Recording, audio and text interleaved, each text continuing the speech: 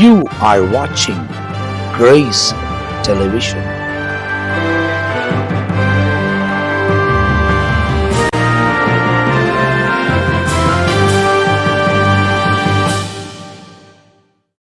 ஆண்டவரும் அருமை இரட்சகராக இயேசு கிறிஸ்துவின் நாமத்தினால் உங்கள் யாவருக்கும் என்னுடைய அன்பின் வாழ்த்துக்களையும் ஸ்தோத்திரங்களை தெரிவித்துக் கொள்கிறேன்.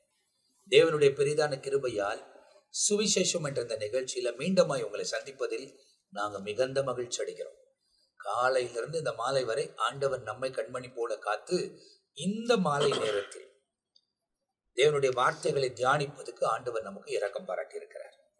தொடர்ந்து இந்த நிகழ்ச்சியில தேவனால் பயன்படுத்தப்படுகிற தேவனுடைய திருசபையை நடத்துகிற அபிஷேகம் பண்ணப்பட்ட தேவனுடைய ஊழியர்கள் நம்மளுக்கு இந்த வசனங்களை பரிசுத்த ஆவியின் உதவியோடு கூட விளக்குகிறார்கள். ஆண்டவர் இப்படி கூடி பேசும்போது அநேக வெளிப்பாடுகளை நமக்கு விளக்குகிறதை நம்மால் பார்க்க முடிகிறது. இந்த நிகழ்ச்சியில மத்தேயு எழுதின சுவிசேஷம், மார்க் எழுதின சுவிசேஷம் முற்றிலுமாய் தியானித்து தற்போது லூக்கா எழுதின சுவிசேஷம் 13 அதிகாரங்கள் 14ஆம் அதிகாரம் 1 to 6 வரை போன பகுதியில நாம் பார்த்திருக்கிறோம். இந்த பகுதியில 14ஆம் அதிகாரம் லூக்கா எழுதின சுவிசேஷம் 14ஆம் அதிகாரம் 7ஆம் வசனம் முதல் கொண்டு நாம் ஒவ்வொரு காரியமாய் கவனிக்க போகிறோம். எனவே இந்த நிகழ்ச்சியை பார்க்கிற நீங்க மற்றவங்களோடு கூட ஷேர் பண்ணுங்க, இந்த சேனலை சப்ஸ்கிரைப் பண்ணிக்கொள்ளுங்க. அப்போ நோட்டிபிகேஷன் வரும்போது நீங்க தொடர்ந்து வசனத்தின் காரியங்களை நீங்கள் கற்றுக்கொள்ள முடியும். ஸோ இந்த நாளிலே இந்த 14ஆம் அதிகாரத்தின் 7ஆம் வசனத்திலிருந்து 14ஆம் வசனம் வரை ஒரு பகுதியாக சொல்லப்பட்டிருக்கிறது. இதை குறித்து நம் மத்தியில ரெவரண்ட் ஜான் பீட்டர் ஐயா அவர்கள் முதலாவது பகிர்ந்து கொள்வார்கள். மீண்டும் இந்த ஒரு வாய்ப்பு கிடைத்ததற்காக தேவனுக்கு நன்றி சொல்லுகிறோம். 14ஆம் அதிகாரம் முழுவதும் பார்த்தால் போஜனத்தை குறித்து, ஆகாரம், விருந்து, அதை குறித்த முக்கிய விவரங்களை பகுதி பகுதியாய் பார்க்க முடியும். 14ஆம் அதிகாரத்தின் முதல் வசனம் பாருங்கள். போஜனம் பண்ணும்படி போயிருந்தார். சாப்பாடு, வயிற்றுக்கு சாப்பாடு. 14ஆம் அதிகாரத்தின் கடைசி வசனம் 35 பாருங்கள். அந்த பகுதியில் கடைசியில் உப்பு அப்படின்னு சொல்லுவார். விருந்துக்கு அல்லது ஆகாரத்துக்கு பயன்படுத்தக்கூடிய ஒன்று. 14ஆம் அதிகாரத்தின் துவக்கத்தில் ஓய்வு நாளில், கர்த்தருடைய நாளில் அப்படின்னு ஆரம்பித்து தொடங்குகிற வார்த்தை. கடைசி வசனம் சொல்லுவது இதே அதிகாரத்தில், கேட்கிறதற்கு காதுள்ளவன் கேட்க கடவன். அப்ப இதை ஒட்டியதான விவரங்கள், கருத்துக்கள், அர்த்தங்கள், கர்த்தருடைய வார்த்தை தான் இந்த 14ஆம் அதிகாரத்தில் பகுதி பகுதியாய் கொடுக்கப்பட்டிருக்கிறது. 7ஆம் வசனம், விருந்து. விருந்துக்கு அழைக்கப்பட்டவர்கள் பந்தியில் முதன்மையான இடங்களை தெரிந்து கொண்டதை அவர் பார்த்து அவர்களுக்கு ஒரு ஓமையை சொன்னார். ஆண்டவர் எங்க போனாலும் கண்ணை மூடிக்கிட்டே இருக்கிறவர் அல்ல. என கண்ணை உண்டாக்கினவர், எல்லாத்தையும் பார்த்துக்கிட்டு இருக்காரு. அவருக்கு நல்லதும் தெரியும், கெட்டதும் தெரியும். இப்போ ஒரு காரியத்துல அங்க போன பிறகு அவர் பார்வையில் ஒன்று தெரிகிறது. விருந்துக்கு அழைக்கப்பட்டாங்க. ஏன்னா இவர் ஏற்கனவே போஜனம் பண்ணும்படி போயிருந்தார். அந்த போன இடத்துல, விருந்துக்கு அழைக்கப்பட்ட இடத்துல பந்தியில் முதன்மையான இடத்தை தெரிந்து கொண்டு அவர் பார்த்து அவர்களுக்கு ஒரு காரியத்தை சொல்றாரு. என்ன சொல்றாருன்னு சொன்னா, முதல் காரியம், எங்க உட்காருவதை குறித்து ஜாக்கிரதையா இருங்க. உட்காருவது, எல்லாரும் எல்லா இடத்துலையும் உட்கார முடியாது. எல்லாரும் எல்லா இடத்துலையும். ஒவ்வொருவருக்கும் நான் அரசியல் ரீதியாக மற்றதெல்லாம் விளக்கி சொல்ல விரும்பவில்லை. ஏன்னா ஆண்டுடைய வார்த்தை சொல்லவே நமக்கு நேரம் இல்லை. ஒவ்வொருவருக்கும் ஒவ்வொரு இடம் இருக்கு. அவங்க அந்தந்த இடத்துல உட்கார வேண்டும். சங்கீதம் 1 கூட நீங்க பார்த்தீங்கன்னா அதில் பார்க்க முடியும். துன்மார்க்கருடைய ஆலோசனையில் நடக்காத, பாவிகள் வழியில் இல்லாத, பரியாசக்காரர் உட்காரும் இடத்தில் உட்கார வேண்டாம் அப்படி சொல்லியிருக்கு. ஏன்னா இந்த இடத்துல ஆண்டவர் சொல்லுவது எதற்குன்னா, தேவ பிள்ளைகள் ஒரு நாள்ல உன்னதத்தில் அவரோடு கூட உட்கார வேண்டும். உன்னதத்தில் அவரோடு. அப்போ அவர்கிட்ட போய் அங்க உட்காரணும் அப்படின்னு சொன்னால் பூமியில யார் யாருக்கு எந்தெந்த இடத்துல எந்த இடத்தை கொடுக்கிறாரோ அதுல கவனம் வைத்து இன்னொருவர் இடத்துக்கு நீ போகாத. இதெல்லாம் ஒரு உபதேசத்தை கொடுக்கிறார், உட்காருகிற விஷயம். அப்ப இந்த இடத்துல என்ன பார்க்கறாங்க, ஒரு முதன்மையான இடத்தை தேடுறாங்க. முதன்மை இடம், முதன்மை வேற ஒருத்தவருக்கு. நீ லாஸ்ட் சேர்னு அங்கதான் இருக்கணும். நீ அந்த லாஸ்ட்ல உட்கார்ந்துக்கிட்டு முன்னாடி உட்கார்ந்துருக்குன்னா அவங்க மட்டும் அங்க உட்கார்ந்துருக்காங்க. அதை போல எண்ணங்கள் சில நேரத்தில் வருவது உண்டு. அப்ப இந்த இடத்தில் அதை வச்சுட்டு இப்ப அதை விளக்கி சொல்லுகிறார் 8ஆம் வசனத்துல, ஒருவனால் கல்யாணத்துக்கு நீ அழைக்கப்பட்டு இருக்கும் போது பந்தியில் முதன்மையான இடத்தில் உட்காராதே. உன்னிலும் கனமுள்ளவன் ஒருவேளை அவனால் அழைக்கப்பட்டிருப்பான். அதுதான் ஆண்டவர் சொல்றார். நமக்கு ஒன்றும் புரியாத புதிரே கிடையாது. தெளிவா இன்னைக்கு அந்த தேவ ஆவியானவரோடு இந்த வேத வசனத்துக்குள்ள போகலன்னா தான் குழப்பங்கள் வருகிறது. என்னன்னு ஒன்றும் தெரியல. என்னத்த சொன்னாரு, சில கருகலான வார்த்தைகளும் இருக்கு. அதையும் ஆவியானுடைய துணையோடு உள்ள போயிட்டா தெளிவா. ஏன்னா ஆண்டவர் குழப்பத்துக்கும் தேவன் இல்லை, நம் தேவன் கலகத்துக்கும் தேவன் அல்ல. தெளிந்த நீருடையை போல. இப்ப மேல சொன்ன வசனத்துக்கு தெளிவா சொல்றாரு. ஒருத்தவன் கல்யாண வீட்டுக்கு அழைப்பு இன்விடேஷன் கொடுக்கறாங்க. அப்படி அழைக்கப்பட்டிருக்கும் போது பந்தியில் முதன்மையான இடத்தில் நீ என்ன செய்யாத, உட்காராத. ஏன்னா அந்த இடத்துல அவங்க உட்கார்றதுக்கு வேற ஒருத்தவங்களுக்கு கார்டு கொடுத்துருக்காங்க. அவங்க வேற வேற வேற சார் நீங்க வந்தீங்கன்னா உங்களுக்கு இந்த இடத்துல இந்த சேர் போட்டிருப்போம், நான் கூப்பிடணுங்கிற அவசியம் இல்லை, நீங்க இந்த இடத்துல தான் உட்கார வேண்டும் அப்படின்னு. அப்படி அவங்க அந்த இடத்துல இருக்கும்போது நீ போயிட்டு உனக்கு போட இடத்த விட்டுட்டு இன்னொரு இடத்துல உட்கார வேண்டாம். ஒருவேளை சேர் வித்தியாசமா இருக்கலாம், அலங்கரிக்கப்பட்டிருக்கலாம், நல்லா தான் இருக்கலாம். உலகத்துல அப்படிதான் அலங்காரமா தான் இருக்கும். அப்போ உனக்கு நீ சாதாரண இடமா இருந்தா கூட இடத்துல நீ உட்காரு, இன்னொரு இடத்துல முதன்மையான இடத்தில் உட்காராத. ஏன்னு சொன்னா உன்னிலும் கனம் உள்ளவன். அப்ப வித்தியாசம் இருக்கு. ஒரு நபர் அதை விட இன்னும் கொஞ்சம் ஒரு பொறுப்புல ஏதோ கொஞ்சம் அப்படின்னு இவர் கனவீனம் இல்லை, அவருக்கு உட்பட்ட பொறுப்புல வரட்டும். அப்போ அவன் அழைக்கப்படும் போது அவன் தான் அந்த இடத்துல உட்கார வேண்டும். 9வது வசனத்தை சொல்றாரு, அப்பொழுது உன்னையும் அவனையும் அழைத்தவன். 2 பேருக்குமே அழைப்பு இருக்கு, எல்லாருக்குமே அழைப்பு இருக்கு. பழைய ஏற்பாட்டில் உள்ள ஆட்களுக்கும் அழைப்பு இருக்கு, புதிய ஏற்பாட்டில் உள்ளவர்களுக்கும் அழைப்பு இருக்கு. ஆண்டவரை ஏற்றுக்கொண்ட எல்லாருக்கும் அழைப்பு வித்தியாசம்.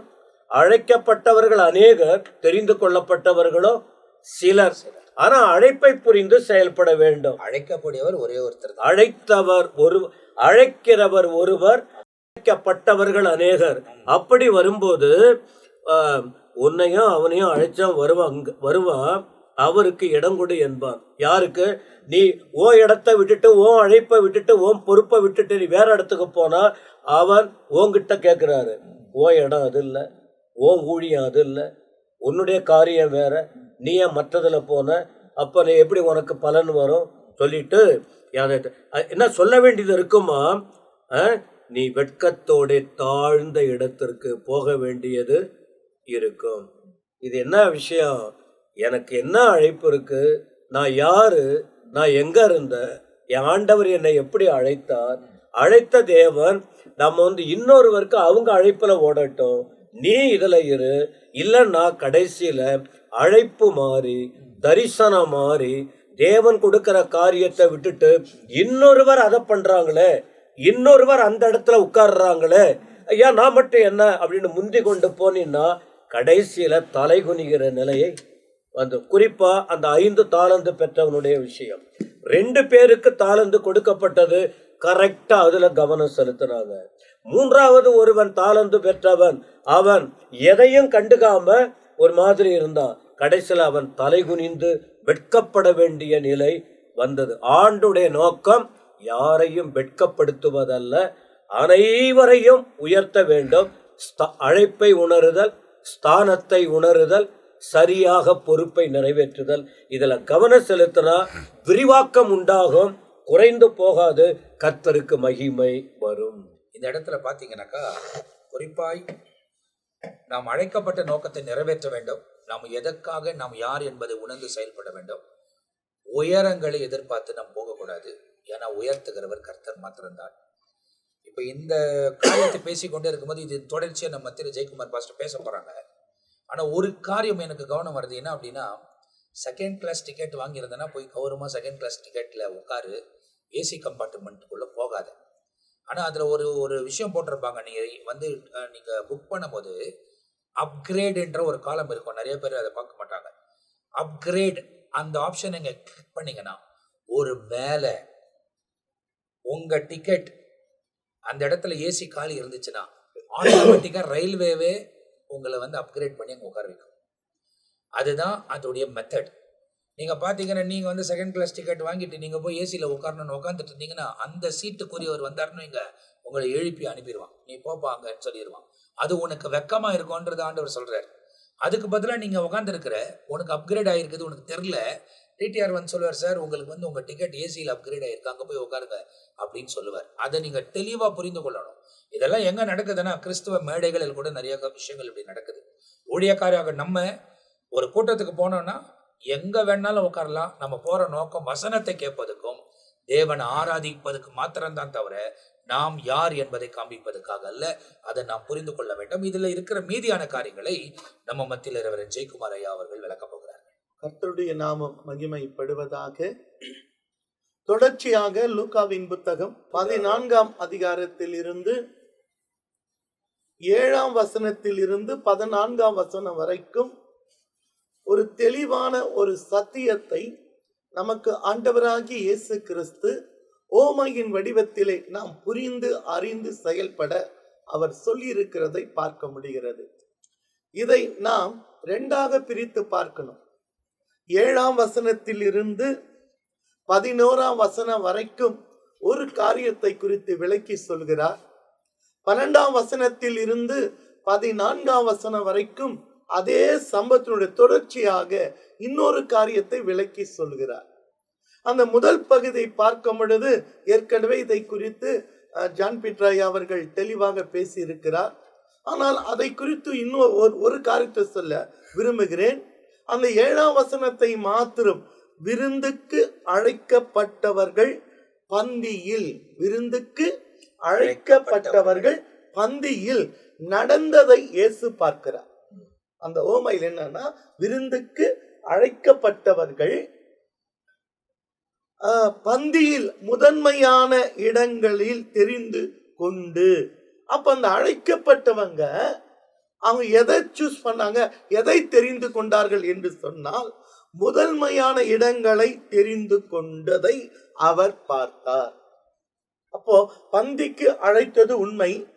ஆனால் அழைக்கப்பட்டவர்கள் எதை தெரிந்து கொண்டாங்கன்னு சொன்னா, முதன்மையான இடத்தை தெரிந்து கொண்டதை அவர் பார்த்து அவர்களுக்கு அவர் ஒரு ஓமையை தெளிவாக எடுத்து உரைக்கிறார். இது 7ஆம் வசனத்தில் இருந்து 11ஆம் வசனத்திலே வரைக்கும் இதை குறித்து விளக்கி சொன்ன பிறகு 12ஆம் வசனத்தை ஒருத்தர் வாசிக்கலாங்க. அன்றையும் அவர் தம்மை விருந்துக்கு அழைத்தவனை நோக்கி, போதுங்க. இந்த 12ஆம் வசனத்தை பார்க்கும் பொழுது அங்கு அழைக்கப்பட்டவர்களை குறித்து சொல்லப்பட்டிருக்கிறது. ஆனா இந்த வசனத்துல அழைத்தவனை குறித்து சொல்லப்படுகிறது. நான் புரிஞ்சுக்கலாம். அங்கு சொல்லப்பட்டது அழைக்கப்பட்டவர்களை. இந்த 12ஆம் வசனத்துல அழைத்தவரை குறித்து சொல்லப்படுகிறது. யார் விருந்துக்கு அழைத்தானோ, யார் விருந்துக்கு அழைத்தானோ அந்த எஜமானுக்கு குறித்து சொல்லப்படுகிறது. இந்த 12ஆம் வசனம், அவர் தம்மை விருந்துக்கு அழைத்தவனை நோக்கி, அதாவது அழைத்தவனா நம்மளை இன்வைட் பண்ணவங்களை குறித்து சொல்லப்பட்டிருக்கு. இங்க கீழே இன்வைட் பண்ணப்பட்டவங்க அந்த நபரை குறித்து சொல்லுவேன். அப்ப அவர்கள் ஒரு காரியத்தை கற்றுக்கொள்ளணும். நீ அழைத்தது உண்மை, விருந்துக்கு எல்லாரையும் கூப்பிட்டது உண்மை, மனப்பூர்வமாய் உணவு போடுவது உண்மை. ஆனால் நீ ஒன்று கற்றுக்கொள்ளணும். அழைத்தவர்களும் எப்படி நடக்கணும், நீ எங்க போய் உட்காரணும், நீ உட்கார்ந்த பிறகு உன்னர்த்த எழுப்பிட்டா உனக்கு அந்த இடத்துல அவமானம் வரும். நீ அழைத்ததுனால எல்லா இடத்துல போய் நீ உட்கார முடியாது. ஒரு தெளிவான ஒரு சத்தியத்தை சொன்ன பிறகு அழைத்தவனை குறித்த ஒரு காரியத்தை சொல்றாரு. நீ யாரை அழைச்ச, உன் நோக்கம் என்ன, அதை குறித்து 12-14 வரை தெளிவாக சொல்றார் பாருங்க. அன்றையும் அவர் தம்மை விருந்துக்கு அழைத்தவனை நோக்கி, நீ பகல் விருந்தாவது ரா விருந்தாவது பண்ணும் பொழுது போதுங்க. நீ பகல்னாலும் சரி இரவல்னாலும் சரி விருந்து பண்ணும் பொழுது நீ என்ன பண்ற? உன் சிநேகிதரையாகிலும் உன் சகோதரையாகிலும் உன் பந்து ஜனங்களாகிலும் ஐஸ்வரியமுள்ள அயலகத்தாராகிலும் அழைக்க வேண்டாம். அழைத்தால் என்ன செய்வாங்க? அவர்களும் உன்னை அழைப்பார்கள். இப்படிப்பட்ட உறவு முறை நண்பர்கள், ஐஸ்வர்யவான்கள், பக்கத்துக்கு எதிர் வீட்டுக்காரு யாரை அழைத்தாலும் அவங்களுக்குள்ள ஒரு மனசு வரும், நம்ம வீட்டுல ஒரு விருந்து செஞ்சோம், இவங்கள அழைக்கணும். அது ஒரு மைண்ட், உலகத்தில் நடக்கிற காரியம். அப்போ அழைத்தால் அவங்கள உன்னை என்ன சொல்றாரு? அழைத்தால் அவர்களும் உன்னை அழைப்பார்கள். அது என்ன நோக்கம்னா, நீ அழைத்தால் அவர்களும் உன்னை அழைப்பார்கள், அப்பொழுது உனக்கு பதிலுக்கு பதில் செய்ததாகும். அப்ப முடிஞ்சிச்சு. நீ அவங்களுக்கு என்ன செஞ்சியோ அவங்க உனக்கு செஞ்சிட்டாங்க. கல்யாணத்துல மொய் போடுற மாதிரி உனக்கு சேதாயிடுச்சு. இதனுடைய பிரதிபலன் உனக்கு பரலோகத்துல எதுவுமே இல்ல, எல்லாம் இங்கேயே முடிஞ்சு. ஆனா உனக்கு பரலோகத்துல மிகுதியான பலன் உனக்கு இருக்கணும்னாக்கா அடுத்தது கற்றுக் கொடுக்கிறாரு. நீ விருந்து பண்ணும் பொழுது ஏழைகளையும் ஊனரையும் சப்பானிகளையும் குருடரையும் அழைப்பாயாக. இப்போ இவங்களெல்லாம் நீ அழைக்கணும். விருந்து பண்ணும் பொழுது இவங்களெல்லாம் நீ அழைச்சிட்டு நீ விருந்து கொடுக்கணும். ஏன் இதை நீ செய்யணும்னா 14 தெளிவா சொல்றாரு.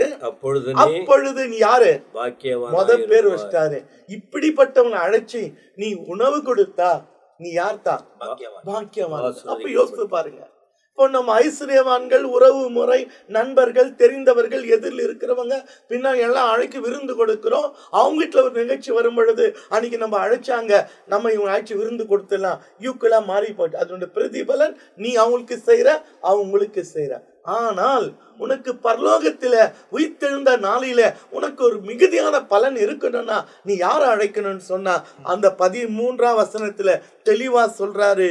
ஏழைகளையும் ஊனரையும் சப்பானிகளையும் குருடை அழைப்பாயாக, அப்பொழுது நீ யாரு? என்ன பாக்கியவான் சொல்றாரு? பாக்கியவான்களா இருப்பாய், அவர்கள் உனக்கு பதில் செய்ய மாட்டார்கள். இப்படிப்பட்ட நீ அழைச்சி விருந்து செஞ்சா அவங்க உனக்கு பதில் செய்ய மாட்டாங்க. ஆனா உனக்கு ஒரு ஆசீர்வாதம் உண்டு.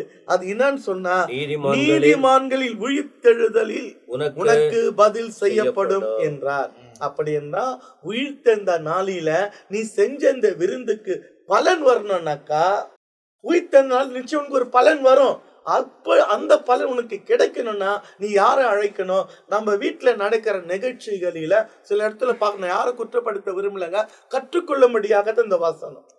ஒரு நாளெல்லாம் இப்ப பெரிய விருந்து நடக்கும். ஒரு ஏழை வாசல்ல ஒரு பிச்சைக்காரன் மணிக்கணக்கில் நின்று இருப்பான், யாரும் அவங்கள கண்டுக்கவே மாட்டாங்க. நான் குற்றமா பண்ணல. அப்படிப்பட்ட அறிந்த அந்த வீட்டுக்கு விருந்துக்கு அழைக்கப்பட்டவர்கள், அந்த ஐஸ்வர்யவான்கள் மற்றவர்கள் அழைக்கிற அதே நேரத்துல வாசப்பிள்ளை பிச்சை கேட்கிறோம் நினைவு கூறணும். அதுக்கு பதில் உனக்கு நீ உயிர்த்தெழுந்த நாளில உனக்கு கிடைக்கும். வெறும் ஐஸ்வர்யவான்களையும் மற்றவர்களை அழைத்தா நீ அவங்கள உன்னை அழைப்பாங்க, நீ பதிலுக்கு நீயா செஞ்சுட. பிரதிபலன் இங்கே முடிஞ்சிச்சு. உனக்கு உயிர்த்தெழுந்த நாளில உனக்கு பிரதிபலன் வரணும்னா விருந்த நாளில இவங்களை நினைவு. அதான் சொல்வாரு, ஏழைக்கு இறங்குறவன் கர்த்தருக்கு கடன் கொடுக்கிறான். இந்த சிறியவன் ஒருவனுக்கு நீ எதை செய்கிறாயோ அதை நீ எனக்கே செய்கிறாய். அப்ப நம்முடைய வாழ்க்கை, கிறிஸ்தவ வாழ்க்கையில ஏன் கிறிஸ்தவங்களா அநேக ஏழை இளைவனுக்கு உதவி செய்யணும்? நம்முடைய போதனை, நாம் தேவன் நம்மை நடத்துகிற விதம், அவர் செயல் வடிவத்தில் செய்து காட்டினவர். ஆகையால் தான் நாம் ஏழைகளுக்கு அல்லது அனாதை பிள்ளைங்களை எடுத்து ஏன் வளர்க்கிறோம், அல்லது ஊனமுற்றவர்கள் ஏன் வளர்க்கிறோம்? அவர் சேவை செய்யறேன்னா அவங்க என்ன பிரதிபலன் நமக்கு செய்வது கிடையாது. அதனுடைய பலன் ஏழை பிள்ளைகளை வளர்த்து ஆளாக்கி இன்னைக்கு உயர்ந்த ஸ்தலத்தில் இருக்கிறாங்கன்னாக்கா அதனுடைய பிரதிபலன் அதை நடத்துகிறவனுக்கு உண்டு. அது ஊனமானவர்களையும் அம்மா பலவீனமானவர்களை எடுத்து வளர்க்கிறாங்க. ஏன்னு சொன்னா அந்த பிள்ளைகள் எதுவும் செய்ய மாட்டாங்க. ஆனா அதனுடைய பிரதிபலன் பரலோகத்தில் உண்டு என்பதுதான். அவங்க அழைப்பின்படி அந்த ஓல்டேஜ் நடத்துறாங்க, சிறுவர் விலை நடத்துறாங்க, அந்த ஊனமுற்ற பிள்ளைங்களுக்கு அந்த கிளாஸ் நடத்துறாங்க, கண்கள் இல்லாத பிள்ளைங்களுக்கு அந்த கிளாஸ் எடுத்து நடத்துகிறாங்க. ஏன்னா இதனுடைய பிரதிபலன் அவங்களுக்கு உயிர்த்தெழுந்த நாளில கிடைக்கும் என்ற நம்பிக்கை, விசுவாசத்தை நமக்கு தேவன் தந்திருக்கிறபடினால் அந்த தரிசனத்தோடு செயல்படுகிற கூட்டத்தார் ஊழியர்கள் உண்டு. நம்முடைய வாழ்க்கையில நாம் கற்றுக்கொள்ள வேண்டியது, எந்த காரணம் நம்ம வீட்டு வாசப்படியிலோ அல்லது திருசபை வாசலிலோ இருக்கிற அந்த ஏழைகளுக்கு, ஏன் திருசபை வாசல் அநேக ஏழை மக்கள் பிச்சை எடுக்கிற இருக்கிறாங்கன்னா அதனுடைய பிரதிபலன் ஒரு நாள் கிடைக்கும். அது கொடுக்கிற மனப்பான்மை கர்த்தர் நமக்கு தந்து இருக்கிறார். அவர் நம்மை கற்றும் கொடுக்கிறார். ஆகையால் அதை காண்கிறவர்கள், ஏழைக்கு இறங்குகிறவன் கர்த்தருக்கு கொடுக்கிறான். இந்த சிறியவனுக்கு ஒருவனுக்கு நீ எதை செய்கிறாயோ அதை நீ எனக்கே செய்கின்ற சொல்லுகிறார். ஆகையால் கர்த்தர் தாமே நம்மை ஆசீர்வதிப்பாராக. இந்த இடத்துல நீங்க பாத்தீங்க அப்படின்னு சொன்னாக்கா, கற்றுக் கொடுக்கிறார் அப்படின்னு சொல்றதை விட நம்ம செய்யறோமான்றதை பாக்குறார். நம்ம கற்றுக்கொண்டதை செய்கிறோமா என்பதையும் கர்த்தர் கவனிக்கிறார். நம்ம கிட்ட இருக்கிறது எல்லாமே கொடுக்கலனா கூட நம்மளால முடிந்தது அவங்களுக்காக செய்தே ஆகணும். சரியா? அதை குறித்து இந்த இடத்துல ரொம்ப தெளிவாக ஆண்டவர் சொல்லுகிறார். நமக்கு எந்த இடத்துல உட்காருவதற்காக அழைக்கப்பட்டிருக்கிறோமோ அந்த இடத்துல தான் நம்ம போய் உட்காரணும். நம்முடைய காரியம் என்னவோ அதை தான் நம்ம நிறைவேற்ற வேண்டும் தவிர, அதை தாண்டி நம்ம போய் மற்றவர்களுக்கு செய்து வைத்திருக்கிற இல்ல மற்றவங்களுக்கு ஆயத்தப்பட்டிருக்கிற அந்த சம்பவங்களில, அந்த காரியங்களுக்குள்ள நம்ம பிரவேசிக்க கூடாது என்பதை நாம் ரொம்ப தெளிவாகவும் துல்லியமாகவும் தெரிந்து கொள்ள வேண்டும். இப்போ ஒரு எக்ஸாம்பிள் சொல்லணும்னா, சில திருமணங்களில நீங்க பாத்தீங்கன்னா ஒரு சின்ன ஒரு தடுப்பை போட்டு இதுல இந்த கெஸ்டா வரக்கூடிய ஊழியக்காரங்கள் எல்லாம் உட்கார வச்சு அவங்கள பராமரிக்கணும் அப்படின்னு யோசிச்சிருப்பாங்க. அந்த இடத்துல மற்றவர்கள், அதாவது மற்றவங்களும் அழைக்கப்பட்டிருப்பாங்க, ஏன் நாங்க போய் உட்காரக்கூடாதாங்க அப்படின்னு சொல்லி துணிந்து உள்ள உட்காருவாங்க. அதுக்கப்புறமா அங்க இருக்கிறவங்க சொல்லுவாங்க, நீங்க இங்க உட்காரக்கூடாது, நீங்க அங்க போய் உட்காரணும் அப்படின்னு சொல்லும் போது அந்த இடத்துல மன வருத்தம் ஏற்படுகிறதை நம்மால் பார்க்க முடிகிறது. ஸோ அப்படிப்பட்ட காரியங்களிலே நாம் ரொம்ப ஞானமா, ரொம்ப கவனமா நாம் மற்றவர்களோடவே இணைந்து செயல்படும் போது, ஒருவேளை நம்ம அங்கதான் போய் உட்காந்து சாப்பிட வேணும் அப்படின்னா நம்மளை கொண்டு போய் உட்கார வைப்பாங்க. அப்படி இல்லைன்னா நம்ம இருக்கிற இடத்துல சந்தோஷமா இருந்து நாம் அந்த இடத்தை விட்டு கடந்து வருவதற்கு நம்மை நாமே அர்ப்பணித்துக் கொள்ளணும். நம்ம மனவான்மை அப்படி மாறணும். நம்ம எண்ணம் எல்லாம் அப்படிப்பட்டதா இருக்கணும் என்பதை ரொம்ப தெளிவா இந்த இடத்துல இயேசு இந்த காரியத்தை போதிக்கிறத லூக்கா பதிவு பண்ணுகிறதை நாம் பார்க்கிறோம். இப்போ அடுத்தது நீங்க பாத்தீங்கன்னாக்கா 15ஆம் வசனத்திலிருந்து 24ஆம் வசனம் வரை திரும்பவும் அவர் தொடர்ச்சியா இந்த காரியத்தை பேசுகிறது நம்மால் பார்க்க முடிகிறது. இதுல முதலாவது நம் மத்தியில பிஷப் ரெவரண்ட் பெனியேசை அவர்கள் நம்மோடு கூட பகிர்ந்து கொள்ள போகிறார்கள். இந்த பகுதியை பார்க்கும்பொழுது, இதற்கு முன்பாக தேவ பிள்ளைகள் பேசுகிற நேரத்தில் விருந்தை குறித்து பேசினார்கள். இப்போ ஆண்டவர் இந்த அதிகாரத்தில் விருந்து போஜனத்தை குறித்து, விருந்து போஜனம் இவளை குறித்து அவர் பேசிக்கொண்டே இருக்கிறார். குறிப்பாக சொல்ல வேண்டும் என்று சொன்னால், கடந்த பகுதியிலே 7வது வசனத்தில் விருந்து என்று ஆரம்பிக்கப்படுகிறது. அது மட்டுமல்லாதபடிக்கு 8வது வசனத்தில் பந்தி என்று சொல்லப்பட்டிருக்கிறது. 12வது வசனத்துல மறுபடி விருந்து, 13வது வசனத்திலும் விருந்து. அப்படி விருந்தை குறித்தே சொல்லிட்டு வந்த பிறகு இப்போ 15வது வசனத்துல போஜனத்தை குறித்து ஆரம்பித்து 24வது வசனம் வரையிலும் இவளை குறித்து பேசப்படுகிறது. இது எதை குறிக்குது என்று சொன்னால், ஆண்டவராகிய இயேசு கிறிஸ்துவின் வருகை குறித்தும் மத்திய ஆகாயத்திலே நடைபெறுகிறதான கல்யாண விருந்தை குறித்தும் இங்கே சொல்லப்பட்டிருக்கிறது. மாத்திரமல்லாமல் ஆண்டவராகிய இயேசு கிறிஸ்துவின் 2ஆம் வருகையை இங்கே தெளிவுபடுத்துகிறதாக வசனத்திலே வாசிக்கின்றோம். அது மட்டுமல்லாமல் நாம் யோவான் சுவிசேஷம் 14வது அதிகாரத்திலே வாசிக்கும்போது அங்கே 3வது வசனத்திலே, நான் போய் உங்களுக்காக ஒரு ஸ்தலத்தை ஆயத்தப்படுத்தின பின்பு அப்படின்னு. அப்ப என்னன்னு கேட்டா, ஒன்றை ஆயத்தப்படுத்துவதற்காக இயேசு கடந்து சென்றிருக்கார் என்று அங்கே பார்க்கிறோம். இங்கே நீங்க பார்த்தீங்கன்னு சொன்னா என்னன்னு கேட்டா, எல்லாம் ஆயத்தமா இருக்கிறது. அங்க 17வது வசனத்தை பாருங்க, எல்லாம் ஆயத்தமா இருக்குது. அப்போ அங்க என்ன சொன்னார், நான் போய் எல்லாத்தையும் ஆயத்தப்படுத்திட்டு மறுபடியும் என்ன செய்வேன், உங்களை என்னிடத்தில் சேர்த்துக் கொள்வேன் அப்படின்னு சொல்லி இருக்கு. ஆனா இந்த இடத்துல பார்த்தீங்கன்னா எல்லாம் ஆயத்தமா இருக்குது, வாருங்கள் என்று அழைக்கிற ஒரு வார்த்தைகளை இங்கே நாம் பார்க்கிறோம். அப்படி என்றால் இங்கே தேவன் எல்லாவற்றையும் ஆயத்தப்படுத்தி நம்மை அழைக்கிறதான வார்த்தை. அப்போ ஆண்டவராகிய இயேசு கிறிஸ்து நமக்காக ஒரு கல்யாண விருந்தை ஆயத்தப்படுத்திட்டு, நமக்காக ஒரு ஸ்தலத்தை ஆயத்தப்படுத்திட்டு, இப்போ நம்ம பார்த்து சொல்றது என்னன்னு கேட்டா, விருந்து வேளையில் தன் ஊழியக்காரரை நோக்கி, நீங்கள் அழைக்கப்பட்ட இடத்தில் போய் எல்லாம் ஆயத்தமாயிருக்கிறது வாருங்கள், எல்லாம் ஆயத்தமாயிருக்கிறது வாருங்கள். இப்போ நாம இந்த நிலையில தான் இருக்கிறோம். என்னன்னு கேட்டா, ஆண்டவராக இயேசு கிறிஸ்துவின் வருகை மிக சமீபமா இருக்குது. ஆண்டவர் எல்லாவற்றையும் ஆயத்தப்படுத்தி விட்டார். இப்போ ஊழியக்காரர் மூலமா எல்லாம் ஆண்டவர் ஆயத்தப்படுத்தி விட்டார். அவர் சீக்கிரமாய் வரப்போகிறார். வாருங்கள், கர்த்தருடைய ராஜ்யத்திற்கு வாருங்கள் என்று சொல்லி நாம் அழைக்கிற அந்த நேரத்திலே நாம் வந்திருக்கிறோம். நன்றாய் கவனிங்க. 15வது வசனத்துல பாருங்க, தேவனுடைய ராஜ்யத்தில் போஜனம் பண்ணுகிறவன். எங்கன்னு கேட்டா, தேவனுடைய ராஜ்யத்தில் போஜனம் பண்ணுகிறவன் பாக்கியவான். அப்போ அந்த போஜனத்தை உருவாக்குறது யாரு? ஆண்டவர். விருந்தை ஆயத்தம் பண்ணுகிறவர் யார்? ஆண்டவர் தான். ஸ்தலத்தை ஆயத்தப்படுத்துகிறவர் யார்?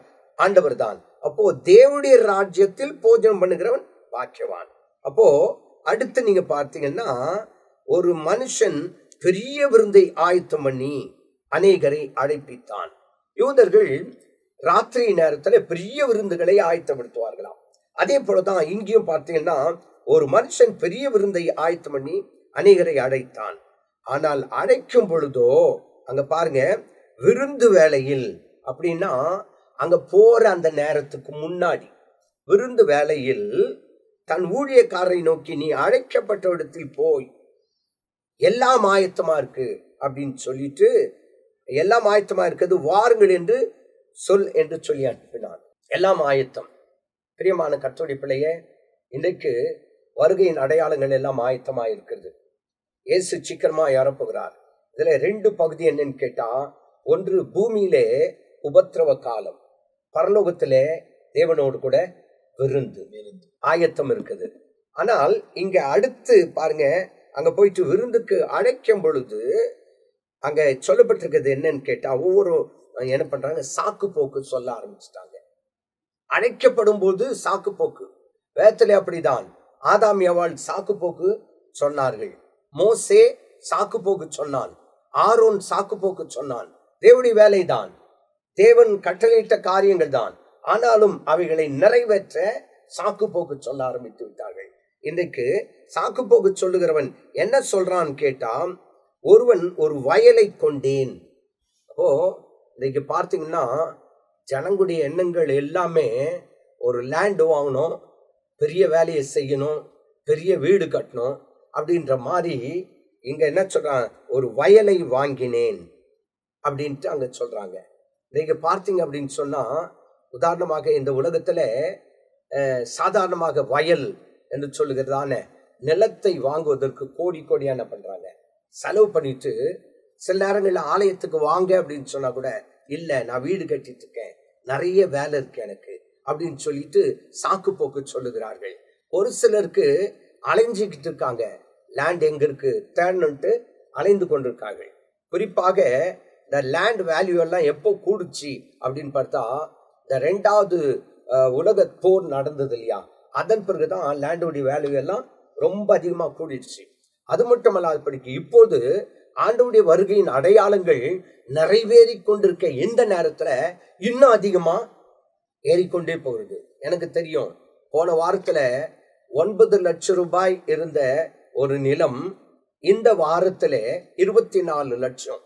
அப்போ அது வாங்கறது மட்டும் இல்ல, இதுல எதையாவது ஒண்ணு செய்யணும் அப்படின்னு சொல்லிட்டு அந்த வேலையில பிஸியா இருக்காங்களே ஒழிய, அநேக நேரத்தில் அநேகர் எல்லாரையும் சொல்லல, அநேகர் அதுல கவனம் செலுத்திட்டு இருக்காங்க. ஆனா ஒரு விருந்து ஆயத்தம் பண்ணப்பட்டிருக்கிறது என்பதை அறிந்து கொள்ளவில்லை. அடுத்தபடியாக பார்த்தீங்கன்னு சொன்னா, இன்னொருத்தன் என்ன சொல்றான்னு கேட்டா, நான் 5 ஏர் மாடுகளை கொண்டேன்.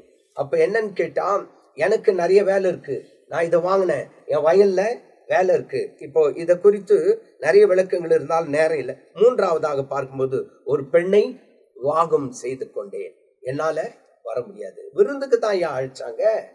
ஆனா இவர்கள் என்ன செய்யறாங்க, சாக்கு போக்கு சொல்றாங்க. ஒவ்வொன்றுக்கும் ஒரு சில ஆவிக்குரிய அர்த்தங்கள் இருக்குது.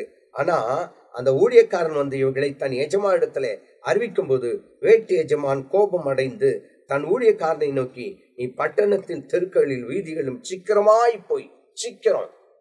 போய் அழைப்பின் சத்தத்தை சொல்லு, இப்போ இன்றைக்கு கூட உலகம் முழுவதுமாய் மிகவும் விரைவாய் இந்த சுவிசேஷங்கள் சொல்லப்படுகிறது. அநேகரை அழைக்கிறார்கள். இந்த உலகம் வெந்துருகி சாம்பலா போகும், நீங்க வாங்க என்று சொல்லி அந்த பரலோக விருந்துக்காக என்ன செய்யறாங்கட்டா சுவிசேஷ ஊழியங்களை செய்து கொண்டிருக்கும் போது யாரை அழைக்கிறார்கள் என்றால் ஏழைகளையும் ஊனரையும் சப்பானிகளையும் கூடரையும் இங்கே கூட்டிக் கொண்டு வா என்று அழைக்கிறதாக பார்க்கிறோம். அப்போ பார்க்கும்பொழுது எல்லாம் ஆயத்தமா இருக்கும்போது வயல் வாங்கினவன் நல்ல வசதியாய் இருக்கிறவன் தான். இரண்டாவதாக பார்க்கும்போது ஏர் மாடு வாங்கினவன் வசதியா இருக்க வேண்டியவன் தான். திருமணம் ஆனது என்று சொன்னால் அதுவும் ஒரு வசதியை காட்டுகிறது. ஆனா இங்க பார்த்தீங்கன்னா ஏழை எளியவர்கள், வசதி இல்லாம எல்லாருமே ஏழைகளையும் ஊனரையும் சப்பானிகளையும் குருடரையும் அழைத்து கொண்டு வாருங்கள். ஊழியக்காரன் அப்படியே செய்து, ஆண்டவரே நீர் கட்டளையிட்டபடி செய்தாயிற்று, இன்னும் இடம் இருக்குது. அப்ப என்னன்னு கேட்டா பரலோகத்தை இன்னும் என்ன பண்ணணும், நிரப்பணும், ஆத்துமாக்களால் நிரப்ப வேண்டும். அருமையான கர்த்தருடைய பிள்ளையில மீதியான காரியங்களை குறித்து நம்மத்தில் இருக்குதான மெல்கியா அவர்கள் பேசுவார்கள்.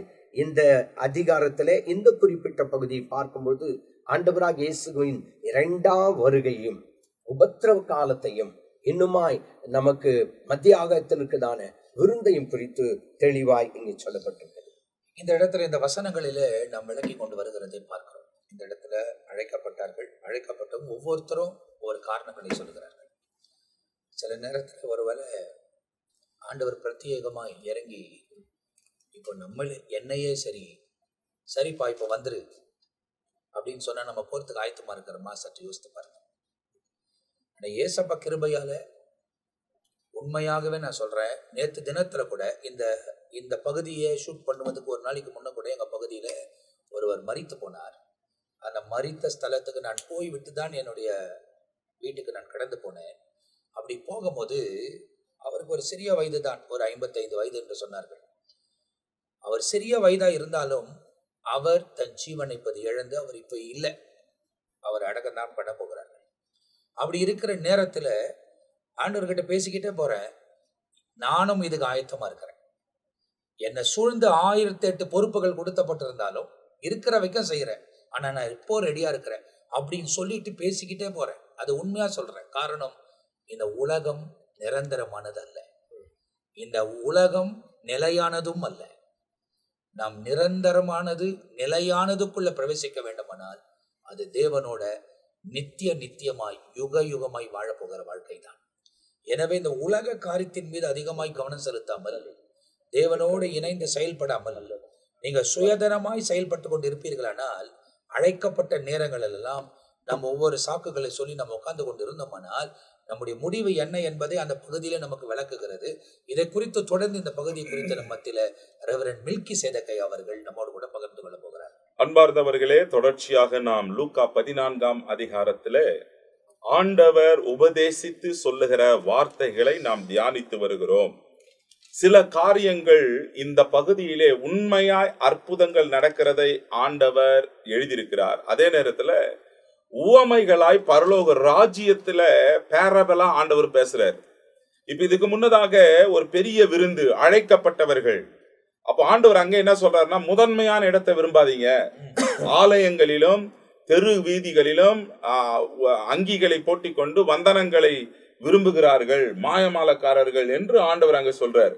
இப்ப அடுத்து இந்த இடத்துல அதை தொடர்ச்சியாக என்ன சொல்றாருன்னா, அழைக்கப்பட்டவர்கள் பந்தியில் இருந்தவர்கள் இதை கேட்ட பொழுது இவர் தேவனுடைய ராஜ்யத்தை குறித்து போஜனம் பண்ணுகிறதை குறித்து இவர் பேசுறார் அப்படின்றார். இப்போ இந்த இடத்துல நம்ம பார்க்கும் பொழுது ஒரு அழைக்கிற அந்த மனுஷன் யார் என்றால் தேவன். இதோடைய சுருக்கம் என்னன்னா, இந்த விருந்துக்கு ஆயத்தம் பண்ணி விருந்துக்கு அழைத்து வேலைக்கார அனுப்பி இப்போ எல்லாரையும் கூட்டிட்டு வான்னு அனுப்புறாரு. அந்த விருந்து பண்ணவர் தேவனை குறிக்கிறது, அனுப்பப்பட்டவர் இயேசு கிறிஸ்துவை குறிக்கிறது. இயேசு கிறிஸ்து இந்த உலகத்திற்கு யாருக்காக அனுப்பப்பட்டார் அப்படின்னா, யூதர்களுக்காக அனுப்பப்பட்டார். தம் சொந்த ஜனங்களுக்காக, இஸ்ரவேல் ஜனங்களுக்காக, கோத்திரங்களுக்காகத்தான் அவர் அனுப்பப்பட்டார். ஆனால் அவர்களோ அவர்களை ஏற்றுக்கொள்ளவில்லை. இதற்கு வசனம் இருக்குது பாருங்க, மத்தேயு 10ஆம் அதிகாரம் 6ஆம் வசனத்துல, காணாமற் போன ஆடுகளாகிய இஸ்ரவேல் வீட்டாரத்திற்கு போங்கள், அதே 15வது அதிகாரம் 24ஆம் வசனத்துல காணாமற் போன ஆடுகளாகிய இஸ்ரவேல் வீட்டாருக்கு அனுப்பப்பட்டேன் என்று மற்றபடி அல்ல என ஆண்டவர் சொல்றார்.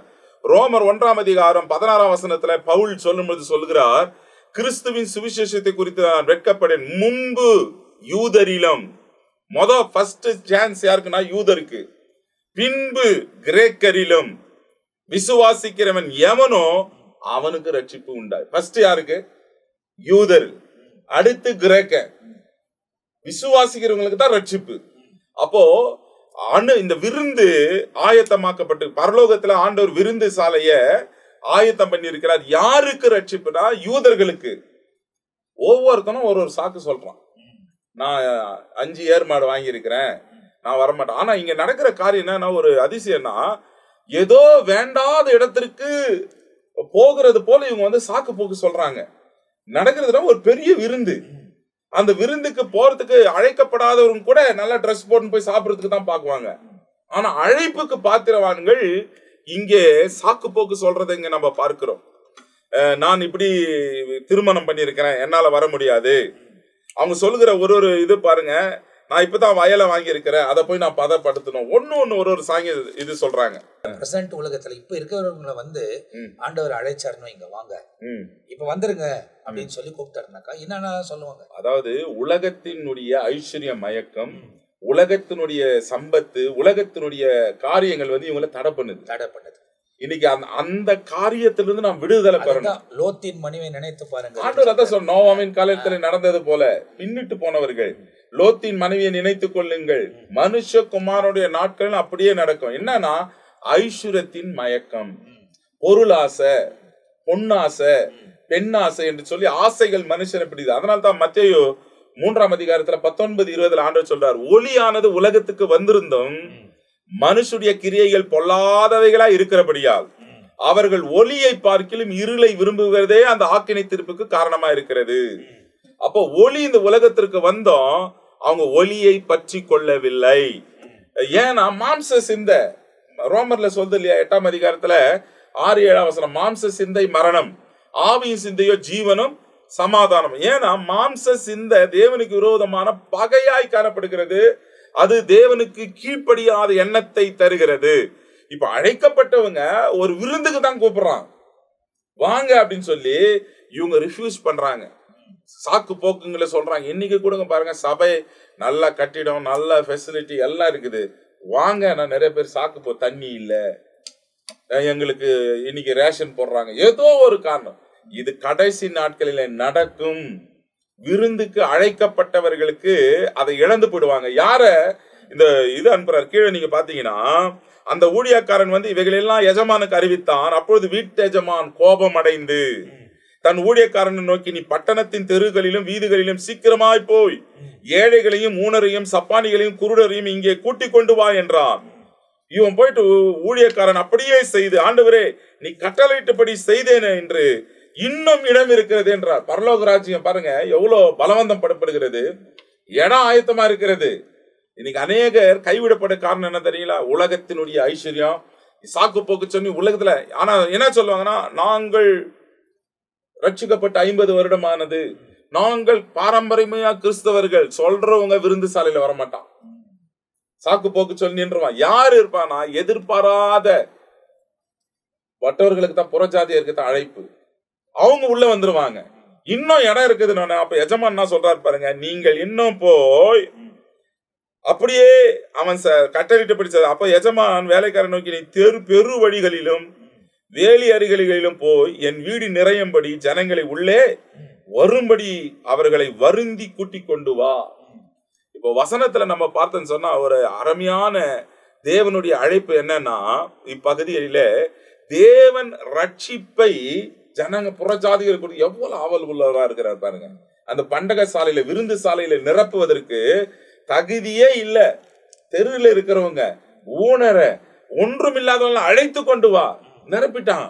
மறுபடியும் சொல்றான், இன்னும் இடம் இருக்கு ஐயா, இன்னும் பந்தியில இடம் இருக்குது, போ, இன்னும் போய் எல்லாரையும் கூட்டிக் கொண்டு வா. அழைக்கப்பட்டவர்கள், அதாவது வசனம் சொல்லுது, அவரை மறுத்த யூதர்களுக்கு மாத்திரமல்ல ரட்சிப்பு, மற்றவர்களுக்கும் புறஜாதிகளுக்கும் இந்த ரட்சிப்பு. மத்தேயு 21ஆம் அதிகாரம் 43ஆவது வசனத்துல, ஆகையால் தேவனுடைய ராஜ்யம் உங்களிடத்திலிருந்து நீக்கப்பட்டு அதற்கேற்ற கனிகளை தருகிற ஜனங்களுக்கு கொடுக்கப்படும்.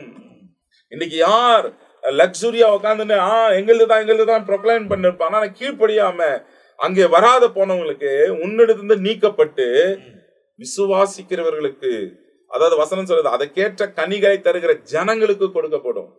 நீங்க ஏதோ தாளந்து கொடுக்கிறாரு இல்லைன்னா பிடிங்கி யாருக்கு கொடுக்கணும் அவங்ககிட்ட கொடுத்துறாரு. இன்னைக்கு ஆனபடினால் தேவனுடைய அழைப்புக்கு நாம் கீழ்ப்படிந்து அவருடைய விருந்து சாலையிலே போவதற்கு நாம் ஆயத்தப்பட வேண்டும். இந்த விருந்து பரலோக ராஜ்யத்துல இருக்க போகிறது. ஆட்டுக்குட்டியானுடைய திருமணம் நடக்க போகிறது. ஆண்டவருடைய வருகையை குறித்து ஓமையா ஆண்டவர் இங்க பேசுறார். ஆனபடினால் அவருடைய வருகை, அவருடைய சத்தத்தை கேட்டு சித்தத்தை செய்ய நாம் நம்மை பரிசுத்தமாய் ஆயத்தமாய் இருக்க நாம் நம்மை ஆயத்தப்படுத்திக் கொள்ள வேண்டும். ஸோ இந்த நிகழ்ச்சியை பார்த்து கொண்டே இருக்கிற நேரத்தில் ஜெயக்குமார் பாஸ்டர் இன்னும் கூடுதலான தகவலை கொடுக்க வேண்டும் என்று அவர் சொன்னதுனால அடுத்த பகுதியில் அவைகளை நாம் கவனிக்க போகிறோம். ஏன்னா அதில் உள்ள கூடுதலான நிறைய காரியங்கள் அந்த இடத்துல எழுதப்பட்டிருக்கிறது. அவைகளை நாம் படிக்காதுக்குள்ள ஆழமான அர்த்தங்களை புரிந்து கொள்வதற்கு தேவன் நமக்கு இரக்கம் செய்வதற்கு அவர் சர்வ வல்லமையுள்ளவராக இருக்கிறார். எனவே இந்த நிகழ்ச்சியை பார்த்து கொண்டிருக்கிற நீங்கள் தொடர்ந்து பாருங்க, சப்ஸ்கிரைப் பண்ணிக்கொள்ளுங்க, மற்றவங்களோட ஷேர் பண்ணுங்க. உண்மையாகவே ஆண்டவர் உங்க வாழ்க்கையில மேன்மையான காரியங்களை அவர் செய்வதற்கு வல்லவராக இருக்கிறார். இதன் தொடர்ச்சியை அடுத்த பகுதியில் பார்க்க போகிறீர்கள். அதுவரை நாங்கள் எல்லாம் உங்ககிட்ட இருந்து விடைபெறுகிறோம். கர்த்தர் உங்களை ஆசீர்வதிப்பாராக. ஆமென். ஆமென்.